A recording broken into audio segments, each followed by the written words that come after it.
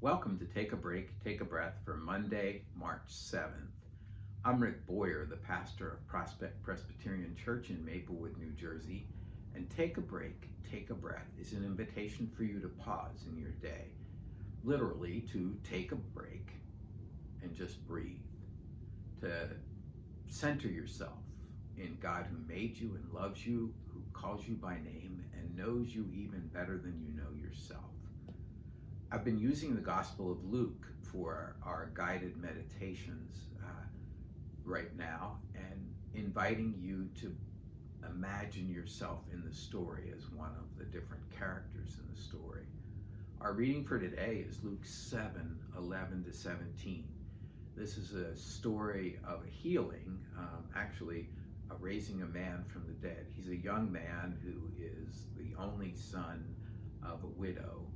And so there are many different characters in this story. There is the young man who is raised from the dead. There is the crowd that is around Jesus. There is the crowd that is around the mother who is grieving. There are the men who are carrying the funeral bier. And you can imagine yourself as any one of them. The story is, again, like the last story, very reminiscent of Elijah. In fact, when Jesus heals the man and gives him back to her mother, the words, the way it's phrased, and he gave him back to his mother, is almost word for word the phrase that's used of a healing story with Elijah.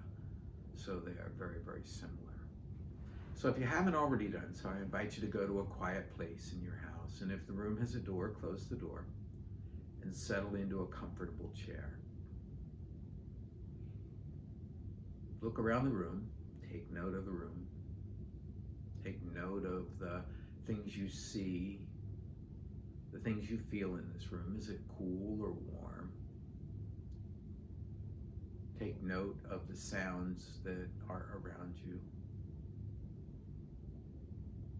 And then allow all of that to fade into the background. And close your eyes.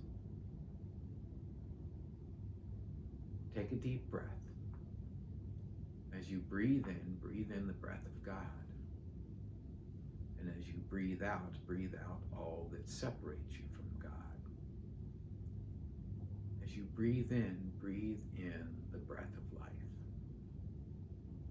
And as you breathe out all that does not give you life. As you breathe in God's peace. And as you breathe out all of your worries and your fears and your anxieties, all the things that disturb your peace.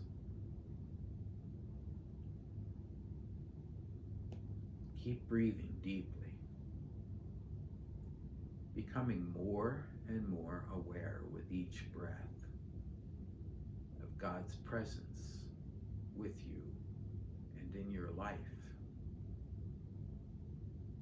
Perhaps imagine it like a cover, a blanket that you pull up over you a little bit at a time. It starts at your feet, and you're aware of the renewing presence of God's peace on your feet. The aches and pains, the soreness in your feet melts away, at least for this little bit of time. And it moves up to your waist. As the presence of God moves up to your waist, the muscles in your calves and thighs are renewed and relaxed. It moves up under your arms. The warmth of God's presence settles your abdomen, and any of the agitation that has been there is calmed, and the muscles in your stomach relax. Your chest, well, your heartbeat is steady and calm. a resting rate. Your breathing is deep and steady and renewing.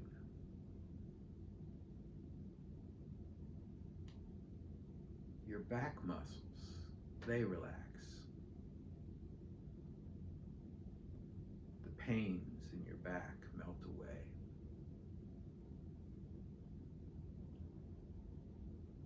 You're aware that the presence of God has moved up to the bottom of your neck. It's covering your shoulders and your arms and your hands. And so the muscles in your shoulders relax because you're letting go of the burdens of the day. Your arms, well, they relax and feel renewed. And your hands open up. Your palms turn upward to receive God's peace and grace. Now it moves up under your chin. The presence of God, your awareness of that presence. And the muscles in your neck unwind and the tensions float away.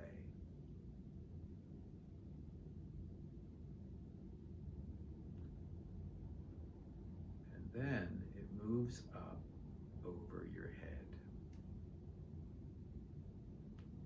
And all of the things that have been bouncing around in your mind settle down for just a little while anyway.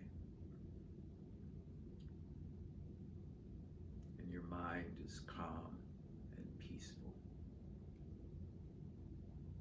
Your face is relaxed. Your jaw is relaxed. Being covered in this way makes you smile. And then imagine yourself back in the days of Jesus. Who will you be in this story? It's possible to be the man who is raised, the young man who is raised from the dead, lying on top of the funeral bier. It's possible to be the widow, the mother, or the crowd with the mother who knows the story, or the crowd with Jesus.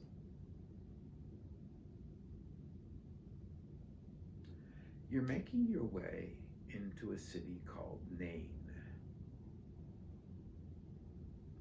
And as you're making your way into the city, or as they make their way into the city,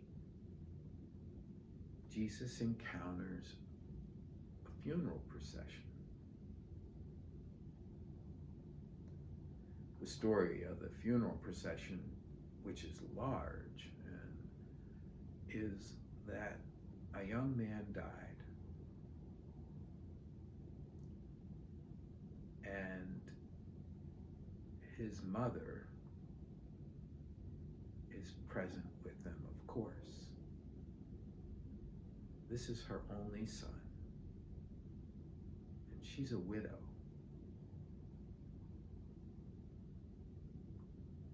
The mourning is deep. The pains are plain to see.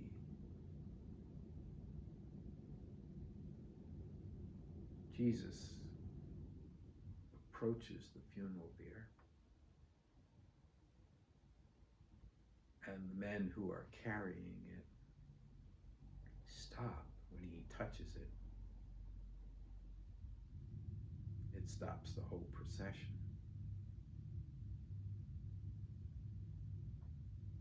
And then he says to the man, "Get up."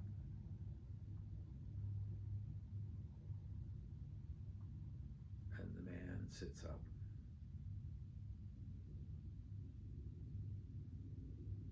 And Jesus gives him back to his mother.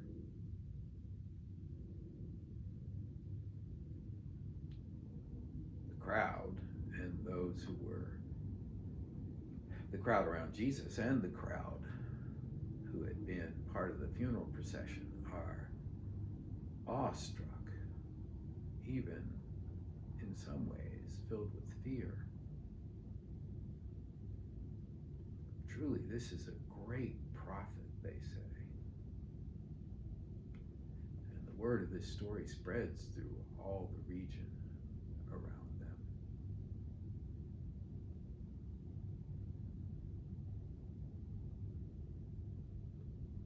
From your perspective, from the character that you chose to view this story or be part of this story, what did you notice?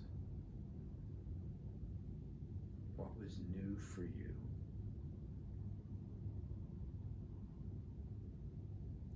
What concerns did it raise in your own life? In other words, where did you resonate with this story? What prayer concerns does it raise for you?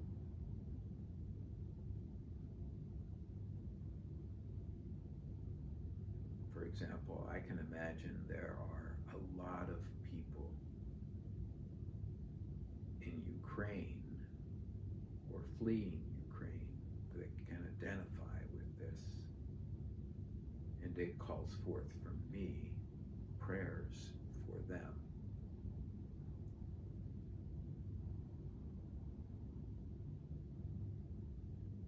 You're thinking about all this when Jesus approaches you. He invites you to talk. I'll be quiet while the two of you talk.